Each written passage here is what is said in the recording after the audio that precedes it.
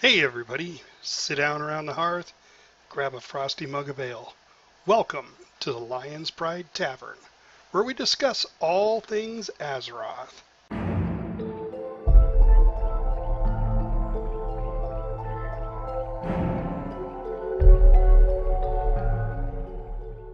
Hey everyone, tonight we have a new special guest.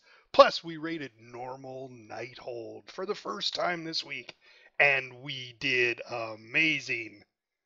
Well, in my opinion. But let's find out what everybody else's opinion is. So let's start off with introductions. I'm your host, Fafford. I play a Dwarven Beastmaster Hunter in the awesome game World of Warcraft. Next up, we have Joe Bowie. Hi, I'm Joe Bowie. I play a Worgen Fire Mage. Next up, Lorelei. Hi, it's Lorelei, your Night Elf Fury Warrior. And there's Epistle from up north. Hello, Epistle here, and I play a Deny Protection Paladin.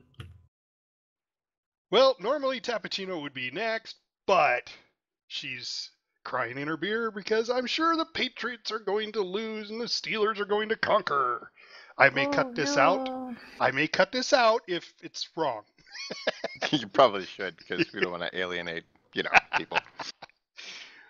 And we have a special guest tonight, Sixes. Hello, I'm Sixes. I'm a gnomish warlock. Awesome. Which flavor of warlock do you play? Affliction. Affliction, yes. So never got into Affliction. I liked Demonology because I liked all the little imps and all that around me, but I don't think they're any better. So we're going to start off with you, Sixes. We're going to do a little background on you. So how long have you played WoW, and since what expansion? Well, I started playing in vanilla 3 weeks after the game was released. I played that for about 3 or 4 years, right before Cataclysm came out, and I took a year break after that and started another account when I came back, and have been playing since. Oh, you started completely over? I did. Now, was that because you wanted to, or is it because Blizzard said, yep, it's been too long? No, I gave my old account to a real good friend of mine because I hadn't planned on coming back because of life situation. But it changed, and when I did come back, I wasn't in contact with that old friend anymore, so I just started a new account. So that's interesting. Have you wandered around WoW and all of a sudden seen one of your old tunes walk by? No, I haven't. Wouldn't that be weird, right? So my buddy, I got to tell you the story. So my buddy has multiple accounts. He did the same thing. He met this girl online and they played, and then she got bored of it. So she gave him his account. So he plays both of them, and he's got, I don't know, what can you have, 50 tunes on each. So he's got like 100 tunes. So he's running around one day, and he hotboxes. So he's got his main tune followed by his alt tune from the other account, and all of a sudden this guy goes, "Hey, that's me!" Oh, And it was her. She started up another account, like a year later. It was funny. He was telling me all about that. So how did you come to find this raid group, Sixes?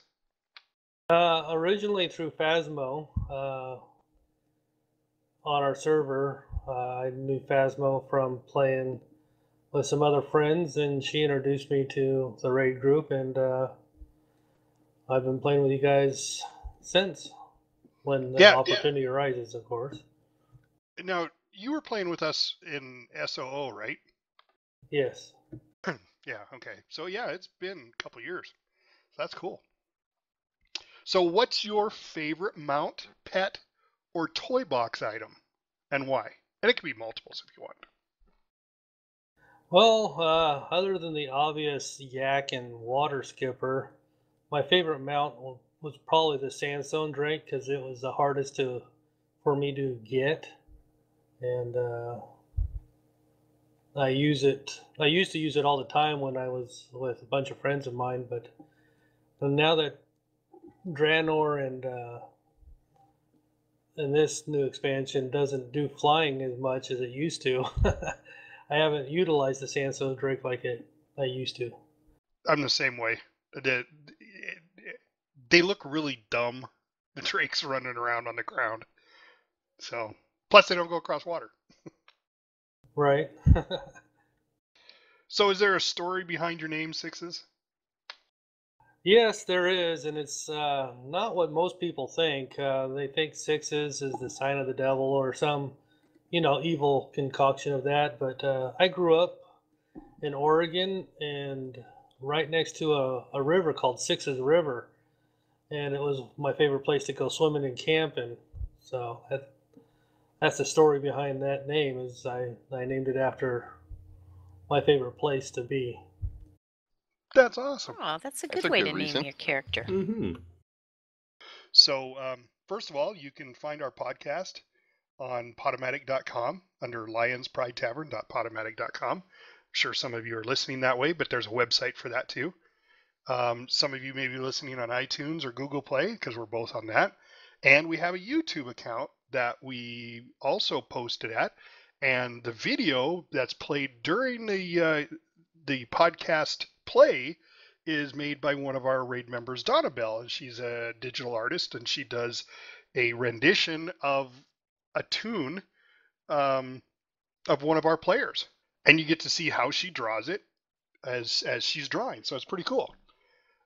You can give us all your questions and comments. You can leave them on the YouTube in the comment section below, or you can email me personally at lionsprideTavern@yahoo.com. So let's start off with this weekend's raid. We went to Nighthold. How did we do? Jobui, start us off. I think we did great. We made it.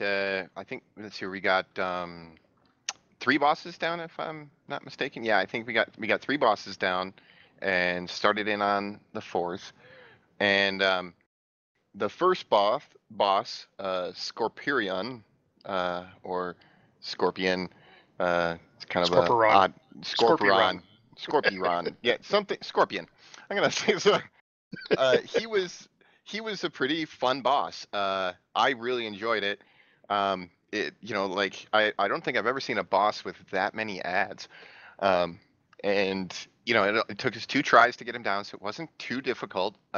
We had a decent strategy plan from the beginning, and it just took one look at it, kind of thing. We got pretty close to taking him down the first try, but just needed a few little cleanups in our mechanics, and then the second try we got him down.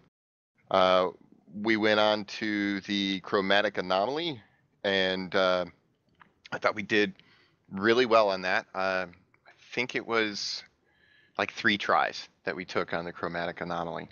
There was a part that the tanks had to figure out that was going wrong for a minute there, and once they got that figured out, we managed to push the boss over, and then we moved on to Trillax, and that was a really pretty interesting fight. I really thought like the having to eat the cakes thing and then pay attention to the scrubbers and all that was a pretty fun and interesting fight. And then we went on to just kind of get started with Spellblade Aluriel. I'm not sure how that should be pronounced. And we took a couple of attempts on that before raid time ended, and it was pretty cool. Pretty cool fight. I'm looking forward to taking that one down next week. We also cleared a lot of trash. Yeah, more trash than we needed to by far. Way more. Well, that's what I was going to say. So what we were originally going to do is skip Spellblade and go to Croesus, because I thought it would be a little bit easier boss. But we found out, nope, you've got to take down Spellblade before you can get to Croesus. So we got all the way back to the door for Croesus and realized, no, you got to do Spellblade. So you pretty much got to do them in Scorpion, Chromatic Anomaly, Trilliac, Spellblade. And then I think you can get to Croesus. We'll find out next week. Well, actually, you can I've skip some, because we in our guild we accidentally skipped about 2 of them, and found a little bit harder fight. The fights get a little bit harder each one you do. Although Croesus is not really that hard. Yeah, from what I understand, like once you get Spellblade down, you can choose which of the 4 bosses that you want to go after that. Because there's like 4 bosses that kind of branch off from her, and then at least I think it's a her. Maybe it's not a her. Yeah, it's a her. And then you can go on to the Grand Magistrix Elisand, and then eventually Gul'dan. Yeah, well, what it says on Icy Veins is you have to do all the way up through Trilliax, and then it says Spellblade, Ticonderogus or whatever, Croesus, and then the other 2. I'm not even going to try to pronounce their names. Are one of the 5 bosses that can be fought in any order of the raid's choosing. But as we found out, we couldn't get through the door for Croesus. We had to, now maybe we didn't go the right direction. Now, there might have been a trigger that we weren't aware of or something. Who knows? Yeah. So, but yeah. So, Lorelai, what did you think of our raid? I think we did really well for everybody seeing it the first time. It, as you said, it's a lot of ads. It's a lot of trash ads. It's a lot of boss ads, and it's definitely an AOE fight. And just again, it's just learning the mechanics, like any new boss fight. It's mechanics, where to stand, where not to stand, and once you get it down, it really goes pretty quickly. Yep. Was there out of the ones we did, was there a favorite that you had? Let's see. In the ones that we did, Scorpion. I did, yeah, because I wasn't there Saturday, so I did I'll call him Scorpion too. That's fun. I think out of the 2 that we did on Friday, I like the Chromatic Anomaly. Okay. Yeah. Now, my mistake was I watched the Fat Boss TV videos, which I really like, but they're behind on their videos. So they do normal Mythic video, and I think it's all it is filmed in Mythic. So no, when I was heroic. Or no, I'm sorry, yeah. I just want to skip to Mythic. So the normal. No, we didn't do that this time. I made sure. Actually, I put my wife in charge of it, so we wouldn't screw it up again and go into the wrong one. But as you're watching them, it makes it look, because it's heroic, it makes it look more difficult. So there's some stuff that happens, and when I was talking about it and explaining the fight to everybody for the first time, all of a sudden we start the fight, and I'm like, wait, that didn't happen the way it's supposed to, so this is a lot easier. So I think I kind of did the same strategy. I made it sound difficult, and everybody's like, well, that wasn't tough. Kind of like on Trilliax, where the blade, that big beam of light comes out his front and his back, and then it goes around the room. Well, in normal, it just went around the room, where in the heroic, it goes around the room one direction and then switches back the other direction. You got to really be on your toes. It didn't do that. So I think that's great, because I over-explained it, and it was simpler than my explanation, and I think we did really well. So, Epistle, from a tanking perspective, how did we do? Yeah, I think it was splendid.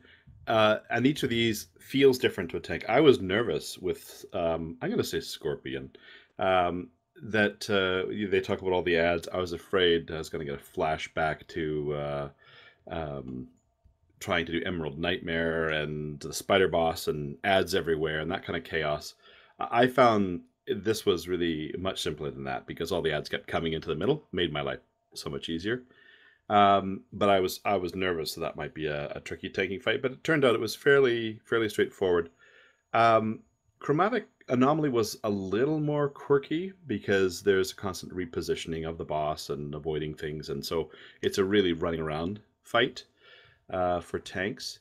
But I have to say my favorite, though, was probably Trilliax, because when you work with a tank, like I've worked with Darg for quite a while, we basically kind of compare the mechanics to another fight and some of our strategies or techniques we've used in other places, and then just kind of build the strategy from there.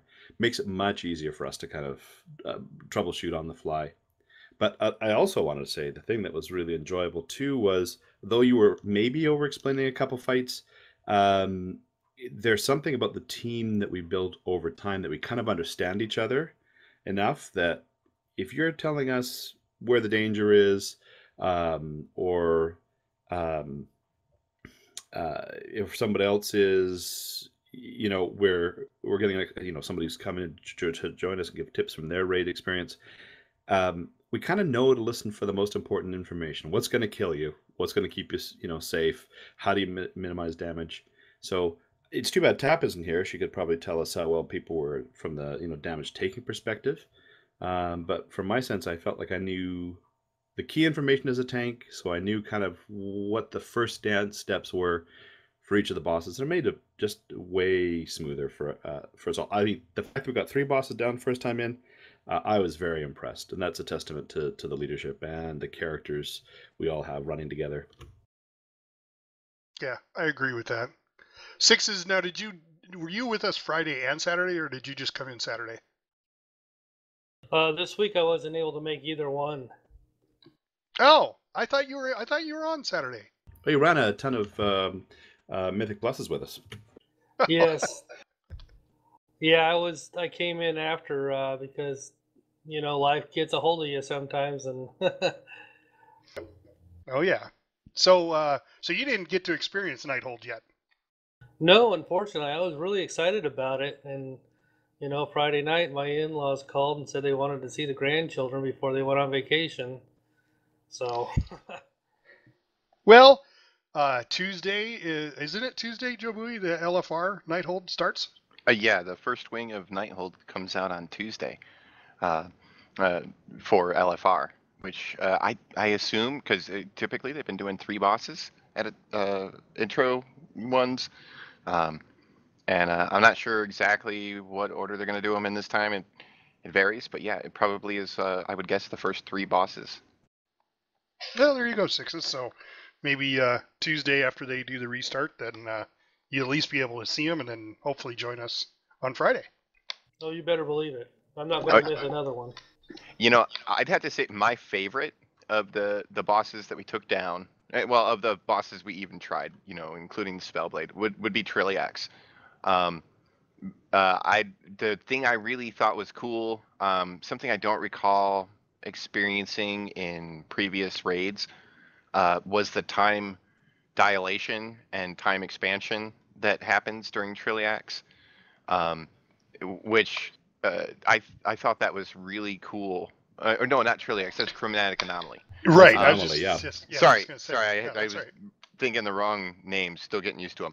But I thought that the time dilation stuff was really cool. How sometimes you're moving really, really slow, and then sometimes you're moving really, really fast. And I just thought that was a neat thing to include into a boss fight that I don't recall seeing before. Yeah, I'm going to have to say my favorite was the Anomaly also, because it's like the spider boss. I kept dying, so I watched it all from the floor the whole time, except when we got it down. Sometimes that's good. The first two polls I watched from the floor. The third poll I stayed up, and it was those stupid blue things that come out of the center, the energy balls that come out. When I was watching the Fat Boss, they're supposed to come straight out, and then they go around the room in a circular pattern, and I was waiting for that, and all they did was come straight out and went to the outside of the room, and I was like, and I hit them both times. I hit all of them, and it just killed me. You were totally ready for the wrong thing. Yes. As a mage, I found those to be pretty easy as a mage, because I would basically just kind of back up until I'd back up until they were kind of, because it seemed like the inner ring moved faster than the outer ring, so that eventually they start to overlap each other, and I would just stay to the outside of it until they were close enough together that I could blink across the pair of them. And oh, nice. Yeah, well, see, as a hunter, what I did is, because we're ranged, instead of being up close, I got further out. Can you disengage over them? Oh, I didn't even think of that. You probably could. You should I'll try have that to next try week. that. Yeah, I'll have to try that. With my luck, I'll disengage right down the row of them. But we'll find out next week. All right, so 715. We've had it up for, 2 weeks now? Yeah. Week and a half. Week and a half, yeah. So have you seen any more beneficial changes? Because I know with the Hunter, I have. My DPS was definitely better than it was the weekend before. Now, I didn't have fight-to-fight comparison, but I did watch my DPS, and it did go up. Although, before we get into the 7.15 changes, let's talk about the raid just a little bit longer, because previous I've been in a lot of single target, and this one with the research I did was multi-target. So have you guys experienced that you had to change up your play a little bit, Joe Bowie? Yeah, I did. I mean, I made some changes just before because people were saying that this is going to be a really strong AOE. So I went and changed up a few talents that I find makes my Fire Mage AOE just quite a bit stronger. And boy, was my numbers jumping up there from that. I mean, I was pulling some pretty heavy numbers, especially in the Scorpion fight. Um, and actually, after having done the first few bosses, I kind of made a decision to make a change to my tune overall, where I'm kind of bouncing him a little bit more towards the AOE side, where I had been focusing a lot more on single target before, and I'm finding it's pretty nice. I mean, I was trying it out in some dungeons today, and I'm not really noticing a huge loss in DPS at all, even against single targets, by switching to my AOE setup. So I'm still holding my own decently on single target, and then when AOE situations come up, boy does it make it just go boom. Everything goes boom, and it's fun. Lorelei, how about you? Did you switch any talents over? I did. I spec'd into Wrecking Ball for my Whirlwind because that gives now a 250% damage increase if it procs. I've not switched over to Blade Storm yet to see if that will help make another difference, but I was doing more DPS than I had been, and I think that was making a big difference. Plus, I changed out a little bit of rotation to try some new things. Bronze was doing very well. We need to see what he's doing with his single target, but I was going to suggest to, what was his name from last time? Need Small? Heal Small? Oh, I yeah. can't find my last week's sheet. I'll have to find that. To let him know that he might want to try specking into Wrecking Ball, which other warriors have suggested doing now too. Okay.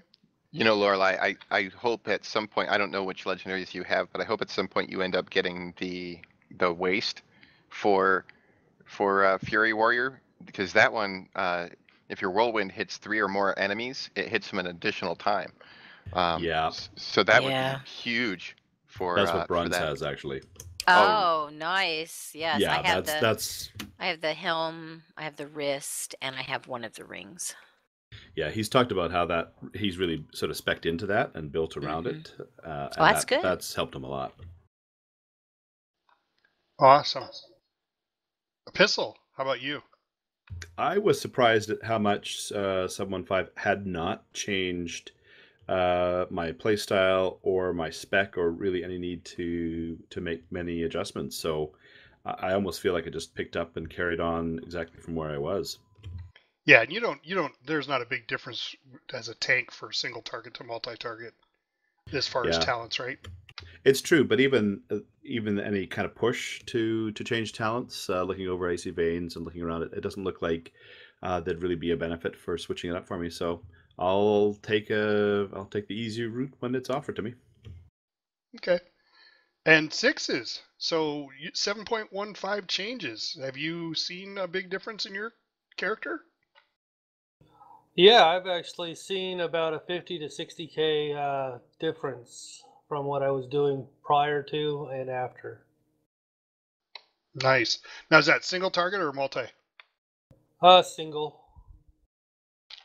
Wow. Yeah. So I think it's 715's been doing so, pretty good so far. This is only my first week of playing with it since they went the wrong direction for the hunters, but that's okay. I did switch over to multi-target in a lot of my stuff, and my DPS was up, but I'm still not sure. I really like that single target. I don't mind throwing out a barrage every once in a while. I keep forgetting about my multi-shot because I've just got other things I need to spend my stuff on in order, I forget what it's called. Stuff that builds up in time, and then I got to use that up. Your focus? Focus, yeah, that's what it's called. Yeah, I know my tune.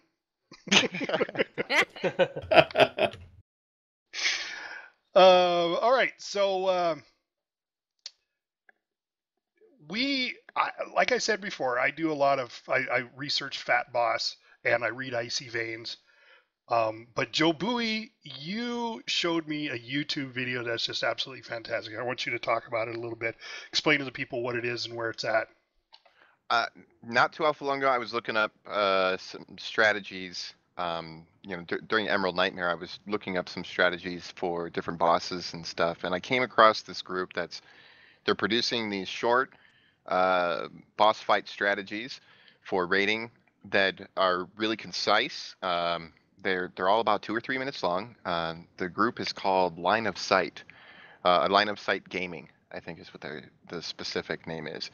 And I found them on YouTube, and they show like usually it's like a view of the play area, the place where the fight is going to take place, and then they put like icons on it that represent DPS and healers and tanks, and then they usually have an icon on there for a boss, and they show where things are and where people should move and stuff, and sometimes they have little video clips of the actual fight like down in the corner, and the explanations are really clean, and I found them to be extremely helpful in learning the fights. So yeah, guys, especially our listeners, we got like 1,100 a week. Go to YouTube and throw a subscription to them. Throw them some likes on their videos. That always helps them. As a YouTuber myself, I know it's always good to plug your YouTube channel. So, but yes, definitely go to their channel and take a look at it, especially if you're looking for some strategies. I was impressed because it is so short. It's quick and easy, and it did, like you said, they have kind of a play field that they move icons on, and they show you where you should be standing in the play field, and it's the play field of actually where you're battling. So it's good stuff, really good stuff. It's easy to make sense of it. All right, so been running for a while now, and I finally got all my champions up to level 850, and I've got all my my artifact power done. So class hall missions. So I'm thinking it's more, except for gold and maybe some more artifact power, it's pretty much useless. Where you look at the last expansion with Draenor, you were always going there, always going to your class hall. Well, it wasn't called your class hall, but you know what I'm saying. What do you guys think, Joe Bowie? Garrison? Yeah, your garrison. I mean, you were always going to your garrison and doing something. So now, what do you think? Well, I still go to my class hall all the time, and when I come into my class hall, it's in the same spot because I always portal into it. In fact, I think that's the only way to get into the mage class hall, and I always do the same thing. I turn right and I run down the stairs over to where the missions are for my champions, and I open it up and I look for any of them that are dishing out artifact power, and if they are up and I have a 200% chance of getting them because I use add-ons to help me with choosing who I'm going to send out, then I send out my troops to go bring back some artifact power for me, because that'll save me some time of collecting it myself. And if there's none of those up, then I look for any gold rewards which they just boosted those, by the way, the gold rewards. It used to be that you would get like 700-ish, for the higher level gold missions, and then you would get like 750 or something like that for the bonus. The bonus is now 1500, so you get a bit more gold. You can get about 2200 or so, 2300 gold from one of those missions, which isn't bad. So I'll send them out for that if there's no artifact power. Otherwise, I don't really pay much attention to it because, I mean, there's no more. You can only have 5 champions active. I never switch out my champions. I never change them. I don't try and level up the other ones. And really, I only send 4 of them out because I leave the other one as a combat ally the whole time. So yeah, I nowhere near the amount of time spent as it was with garrisons. Lorelei, how about you? I do the same thing. I just go now for gold and artifact power, and if I can find an equipment that gives me more resources or more of something else that I want, I'll equip that. I'll use that one. But yeah, I don't really use it all that often except for those things. It's kind of a disappointment that there's. I'd like to see them actually put the um, Titan. What's that quest that we're doing? Titan of something The where we're getting the touch of a Titan. touch of the Titan, where Yeah, we can essence get of the Amon Thul. essences. I think that would be nice to put that in there every now and then. Just give us something else to go back up here for. I agree with that. Well, that's where I was kind of going with this whole thing. Is it do you think they designed the class halls, unlike the garrisons, where every time you came in, you wanted to go to your garrison, you wanted to check your missions, where this one's now like, I check it and it's, 30 seconds to 60 seconds worth of checking it, and then I'm done with it, and then I'll go out and do something else. Where the other one was, boy, you were really searching through those and, getting everything you wanted. I mean, I really did the gold ones big time in the old garrison missions, but with the class halls, and I didn't realize they had up to gold rewards. I'm gonna have to look at that now because I thought it was a waste because it's like 250 resources for a gold mission, and I'm resource poor anyway because I don't get out enough and do all the resources, world quests. But Yeah, very true. The motivating factor isn't there. They simplified it, but also it just became a little less compelling. But that being said, the last few days I got a new piece of equipment for my tune that needs the garrison resources, or the class hall resources. I got an Elixir of Plenty quest, which instead of giving you like an extra 25 order hall resources, it gives you 100, and you can stack it with 25 now. So on my healer, I get 125 order hall resources every time I finish a quest. That's from my combat ally, so I'm kind of pleased with that. I do the same. I've been doing the same thing with. I got one of those 100 ones for my combat ally ages ago. Oh, nice. Yeah. So right now, unlike Fafford, I'm order resources epic mega rich. plentiful. Yeah. Well, I've got 178,000 of them. So, and that's after buying my alts, their class, their artifact knowledge bonuses, Yeah, which not bad. and stuff. So I don't even think about how much I'm spending when I send dudes out on a mission. I'm just like, oh, gold, bring me gold. Yes, more gold. Nice. Okay. Well, I'm not there yet. How about Laura? Or let's see. We were off at Epistle. So sixes. How about you?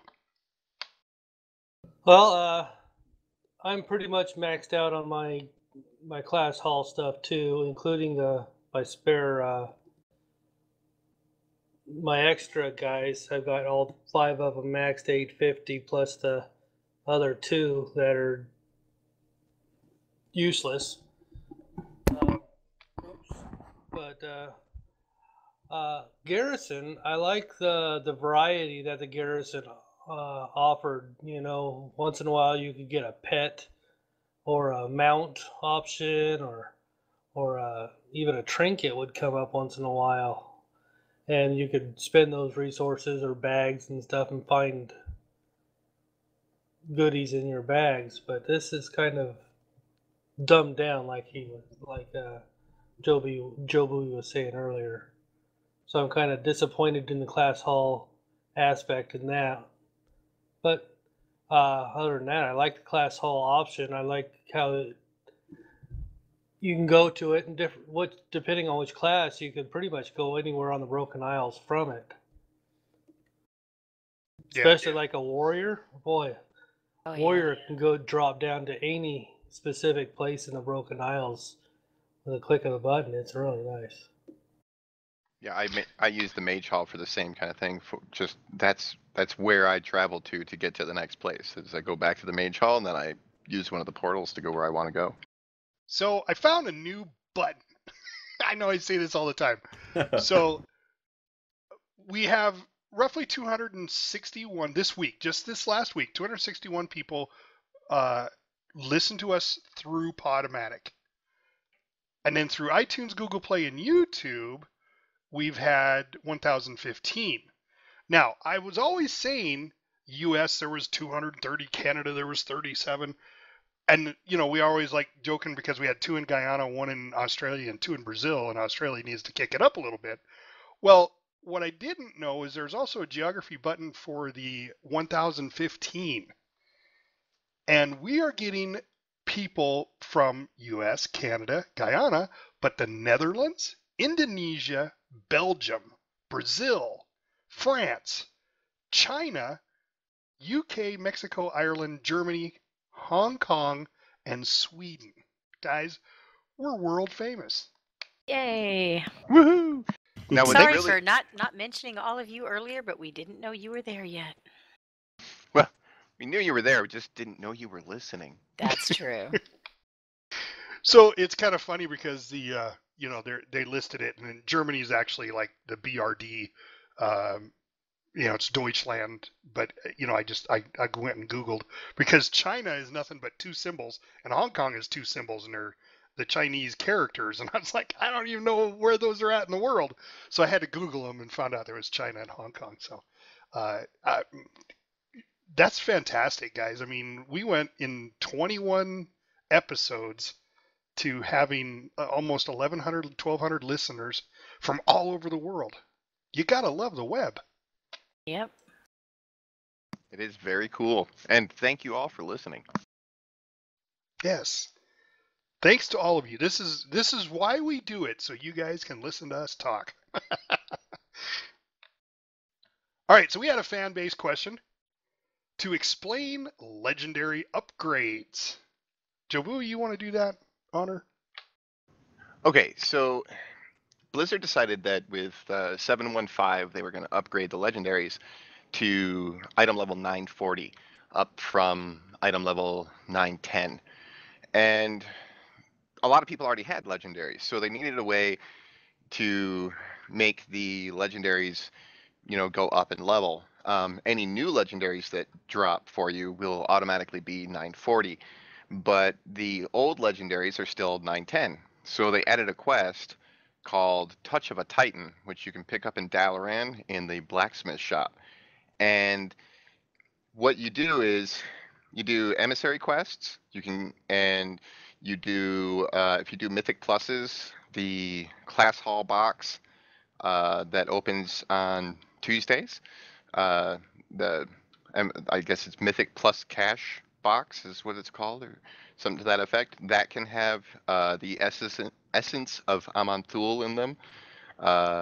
You can also get them from raid bosses, and apparently from the weekly PvP quests. I haven't done that one myself, but you have to collect 50 of these essence of Amanthul, and then you turn it in, and you will get a token that you can then apply to your previously acquired legendaries that are 910, and it will upgrade them to 940. If you have multiple legendaries that are 910, you can get that quest again and collect another 50 to upgrade other legendaries that you might need to. Well, that's if you have a legendary. So we're talking Right? price. Well, doesn't everybody have a legendary by now? We're supposed to. I mean, it should Okay. be easy. So there's a mechanic that WoW has called the bad luck mechanic, and I don't think it works on my tune because I don't have a legendary, guys. I am not kidding you. I had my son, who's our main tank, come in and go through my character. He's like, "Huh, you don't have a legendary."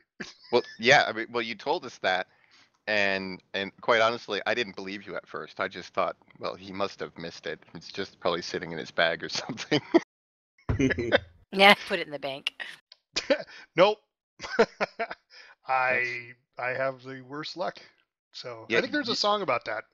I think it's got to be coming for you soon. I can't imagine it's going to go very much longer. Well, when I do, I'm going to jump for joy. Literally. So another fan base question we have is what profession do you personally like and which one do you personally dislike out of all the professions out there? So Joe Bowie, will start off with you.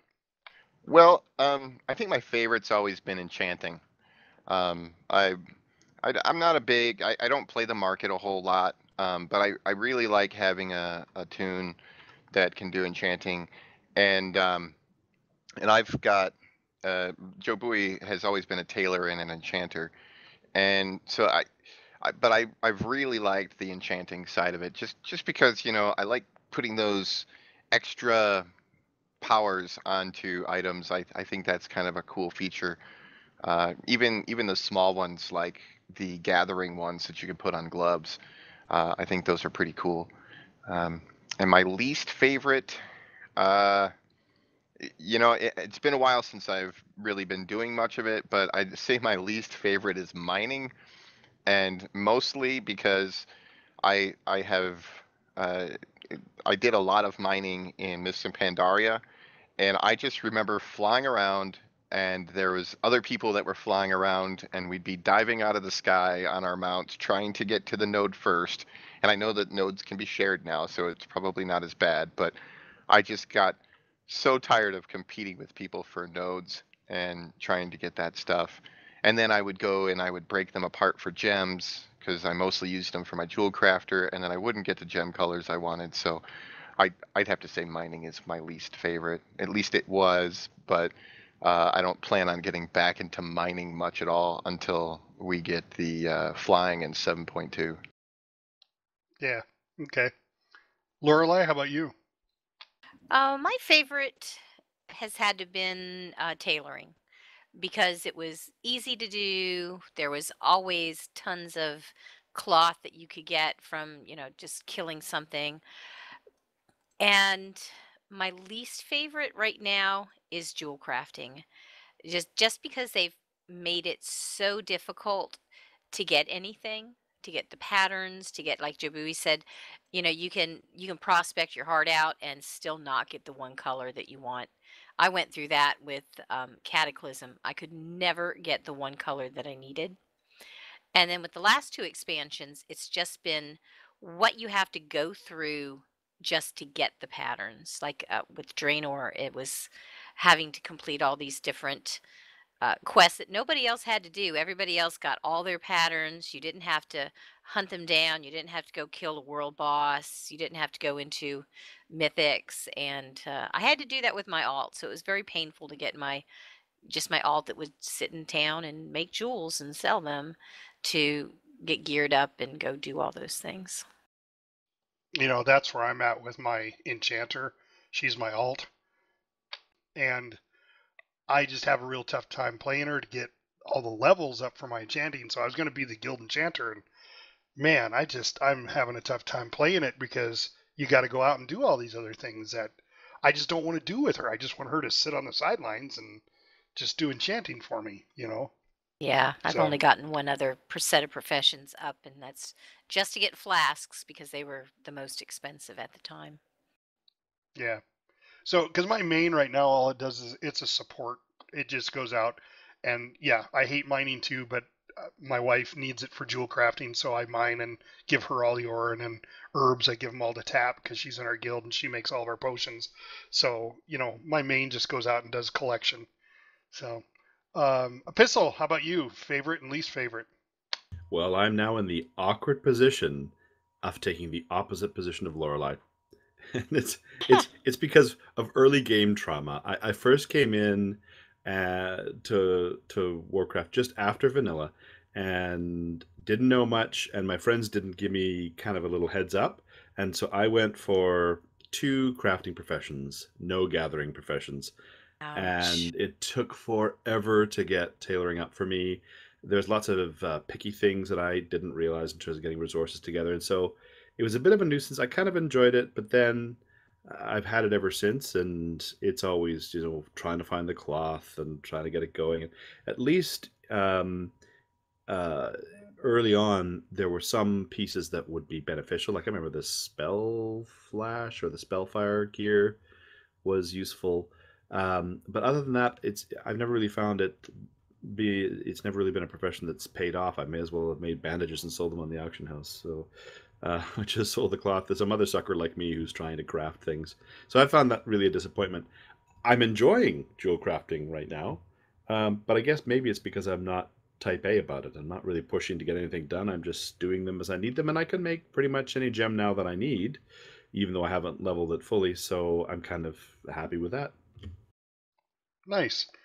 Well, I'm sure Sixes is like me as far as our professions because he's a vanilla starter too. Um, uh, I did a lot of it. I screwed up just the way you did, Epistle. I paired off things that weren't supposed to be paired together, you know, and I would do like blacksmithing and then uh, tailoring. So it's like, what? Yeah. How do I? What do I? How do I get this stuff done? So because I started so early though in vanilla, because I actually started about 4 days after the game came out. I was able to just get rid of that profession and then read about it and go, oh look, you should have these two, mining and blacksmithing. Yeah, that makes sense. you know. Yeah. So Sixes, how about you? What's your favorite and least favorite? Yeah, mine was kind of like that because I started in vanilla. I had to switch them all over. But over the years, I've managed to max out every one of them, every profession, up into Draenor. Uh, but now in this expansion, I've only gotten uh, blacksmithing, which is probably my favorite because I've done it the most, I suppose, because my warrior was my main for so many years. But I've also got my tailoring maxed out and engineering. Uh, but jewel crafting would be my least favorite. I have to agree with Lorelei. It's just so complicated and expensive to level it and to get the patterns that you need. It's so much cheaper just to go buy it or have a guildie make it for you. I I'm not going to try to max that my jewel crafting out on one of my alts. I'm just going to leave it where it is unless I get really bored. Well, that brings up a really good question for you for the panel. So, I know Sixes and I are both vanilla players, but it used to be when you do a profession, what you made benefited. So he brought it up. Is it cheaper to just go out and buy it or have somebody else make it because gold is more abundant now? Because I remember when I first started in vanilla, I had a guy. We ran around. I had buddies of mine we ran around with, but we didn't have a guild. So back then you actually had to level your guild instead of just getting one. But Right. um, I had this guy go, "Hey, if you sign my guild charter, I'll give you a gold." And I was like, "Holy moly, a whole gold piece!" Yeah. And I literally lived off of it for months because I could go buy whatever I wanted. I didn't have to worry about it. And now it's like I had before this expansion started, I had 750,000 gold. And I've got a friend of mine that's into the millions of gold. And it just, I don't know. I mean, so do you think it's better or worse? Or is it easier or simpler to just buy it and have it made? Or do you go out and do it yourself? Obviously, potions, that's always a good one because you always need potions. But what do you think, Joe Bowie? Um, there are some things that I buy, and then there are other things that I make. Um, it depends on it depends on what it is. Like I said, I'm enchanting and tailoring, so I save all of my enchanting supplies and I don't sell on the market. So I always have plenty of enchanting supplies for enchanting new pieces of gear that I get or making enchantments for my alts.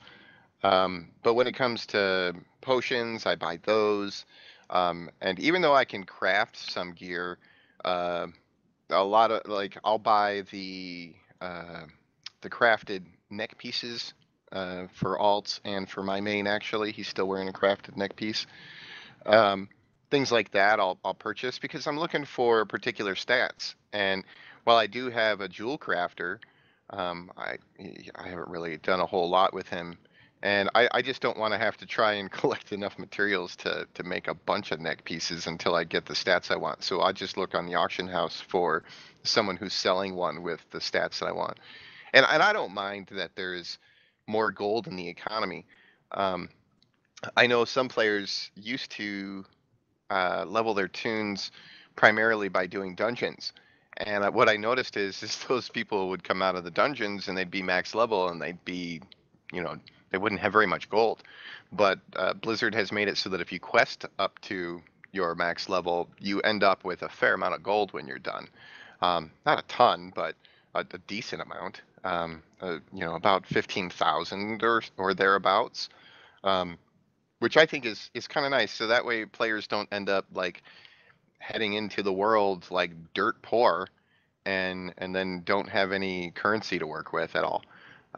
I'm currently sitting on a decent amount of gold, but I'm pretty frugal with how I spend it, kind of thing. But I don't mind the economy as it currently stands. I think it's all right.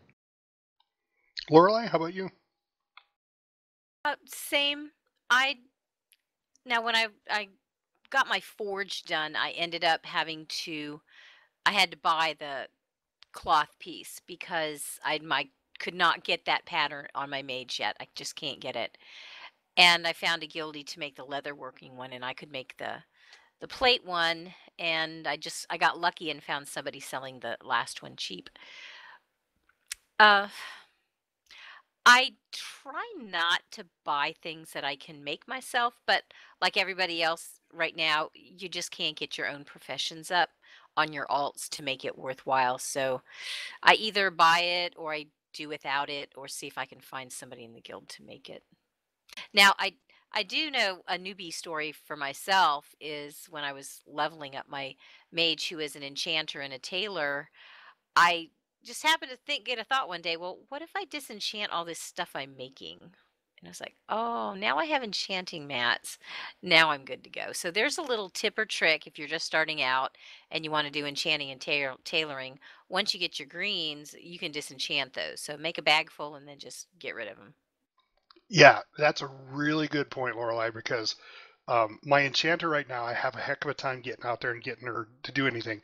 I have the guild sending me all their extra bonus loot they get that's not soulbound, because you can't send those, to me so I can disenchant them and break them down. Well, everything that's being sent only breaks down into the first mat. And I haven't been Right. able to get the second mat to break down until my wife got into jewel crafting. And she started sending me all these necklace pieces, and they break down only into the second mat. So I immediately, once I got 15 of those, I said, "Hey, honey, I can make you your cloak enchant now. What would you like?" So she's sending me even more of them now. Yeah, pretty much have to do that. You have to find somebody in your guild to help you out. Yep. I end to get those because those come from the blues.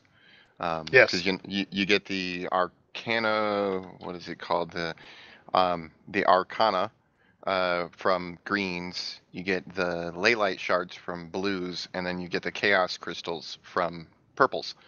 Um, and or what is it? Uncommon, rare, and epic. I think is Yeah. what those are.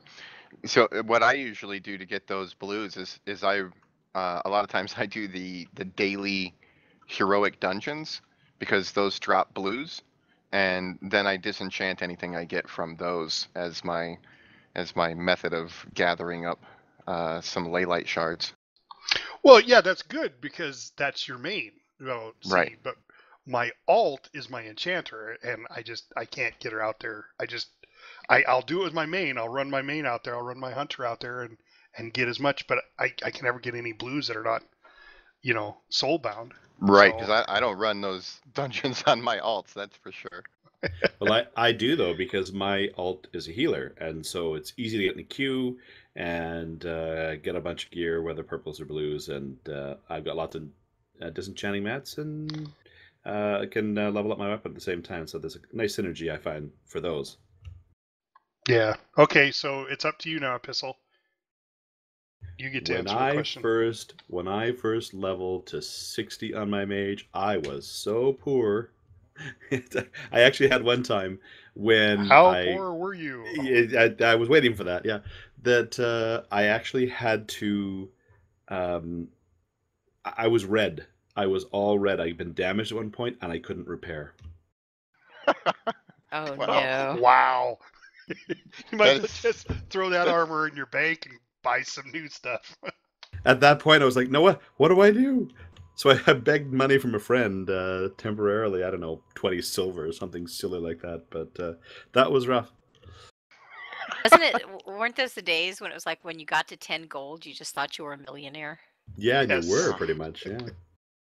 Oh man. You had to Sixes, buy how about arrows you? and food though. Yeah. You never had right? it long, but you got 10 gold.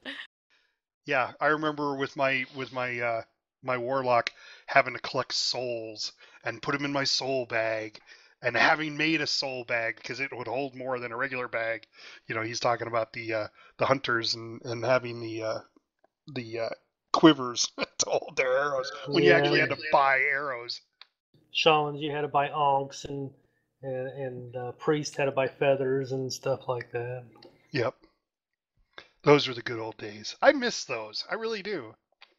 So I got to tell you a noob story. So my buddy and I were running around just as we started, and we're collecting all this copper, copper, copper, copper. We build it up and we get one silver piece. Oh boy! And we're like, all of a sudden we attacked a sheep. Just to, they're not attacking us, but we thought, oh, we'll just attack this sheep. Well, it dropped a whole silver piece. We're like, oh, that's where you get silver. We went around and slaughtered sheep for like 20 minutes, and we're still like, how do you get silver? Well, then we realized it had to be, you progressed into the next area, and as you started progressing, you got more reward. That was funny. We were just sheep killers. Lucky you didn't kill them near a farmer because you'd have gotten in trouble for that. Yeah, right? Those farmers got nasty. So I got one thing I want to add, unless you guys have and you want to talk about an add-on. I noticed, and my wife brought this up to me, that World Quest List, which is an awesome add-on that everybody should have, now has a new feature that when you say you want to go kill one of the bosses, not necessarily the weekly boss, but you want to kill one of the bigger bosses. And so you click on that quest, and it gives you 750 resources, whatever. But as it comes up in your list now as a quest you can do, the little icon for searching for group is there, and you can click on that, and it brings up the searching for group, but only pertaining to that boss. So you don't have to go into the group finder and type in, however somebody may type it in, because they may not type in the whole name of the character. They might just type in a slang word for that particular boss. It'll bring up all the quests for that boss. So cool, and that's a change that just recently came out. So has anybody noticed? Yeah, go ahead. That's a Blizzard update, actually. Yeah, that's not a add-on. That's a Blizzard add-on. Yeah, update. Blizzard. Even better. Yeah, Blizzard added that in where whether you select it on the map as like your next target that you're going to go to, or if you just walk into the area where it activates that quest, then there's a little like the looking for group icon, kind of the little green eye icon shows up next to that quest, and if you click it, it'll automatically show you groups that are looking for that, and if there aren't any, it will help you create a group quickly.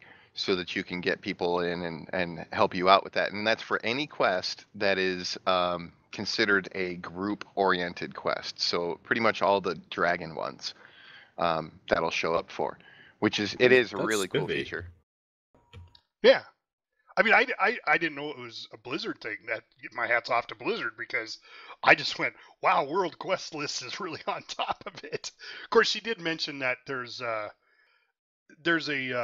an actual World Quest that she does all the time, and it's the one where it's got the barrels of fun, she says, Yeah. Yeah. and it adds the icons to it now. Yeah. If you mouse So- over on the barrels. Yeah. So Yeah. helpful. Yeah. That is Super very helpful. cheaty. But I Yeah. like a little mildly cheaty. Oh, Jobu, you were telling me something a couple days ago about something that was a bit cheaty. It's a theory. All right. It's not it's not a proven theory yet. I haven't had a chance to test it. I just finished leveling an alt, and we can send those tokens for 20 artifact knowledge to our alts so that they can get caught up with their artifact weapons and artifact power. But after I did it on my last alt, I came up with this idea. I'm going to try it with my next alt. In fact, I'm working on that next alt, not currently, but to try out this idea. They also made it so that when you first get your ability to get or acquire artifact knowledge, you can buy them repeatedly for 500 class hall resources each. So here's my thought: you buy 5 of the artifact knowledge icons or tokens, and you leave them in your bag, and then you mail yourself one of the 20 artifact knowledge tokens from your main. You use that first. That takes you up to level 20, and then you use the remaining 5 that you left in your bags, and you can instantly get up to level 25. Ooh. Yeah, Doesn't you're the- definitely gonna. Doesn't the token though say it only goes up to a certain level? It only goes up to level 20, but if you haven't used any yet, it takes you directly from none to 20. So you should go directly up to 20. You should go right up to 20 from using that token right at the beginning. You might have to use one. I don't know if you have to use one first or not, but you can buy extra ones before you use that token. But once you use that token, the option to buy extra ones becomes the daily, or the time-based thing, where it takes a couple of days to generate. So I was thinking you buy a few of those first, then you use your 1 to 20 token that you get from your main, and then you use the other tokens that you bought and left in your bag and didn't use before you used the big token. Oh, I bet you it won't work. Yeah, Yes. because I bought one and for Lorelei, and I tried to use it to go from 24 to 25, and it wouldn't let me do it. No, it only works from level 1 to 20, and it doesn't matter if you're at level 6 or if you're at level 7. It'll take you from whatever level you're currently at up to 20 with that token that you send from your main. Right. But the other ones take you up 1 level, and they're the same tokens that you would normally get. So if you just leave them in your bag and then you use the big token, you can. I'm going to test this. I'm going to figure this out if it actually works or not. But I theorize you should be able to use those other tokens to get additional levels beyond 20, because those are just single level ones. So you should be able to go from 20 to 21, and then 22, 23, 24, 25, as long as you've got 5 of them sitting in your bag. If it works, that'll be terrific. I had a little trouble with my healer, though, because I used one of those, got myself up to 20, and then had bought a couple, and something went kind of screwy, and now I'm stuck with my healer because his artifact knowledge is now permanently 24, and I can't get up to 25. Because it won't let you buy anymore. I can't buy anymore, and I can't research anymore, so it's very bizarre. You should turn in a ticket on that Yeah. for sure. Yeah, probably should. Well, guys, that's our time.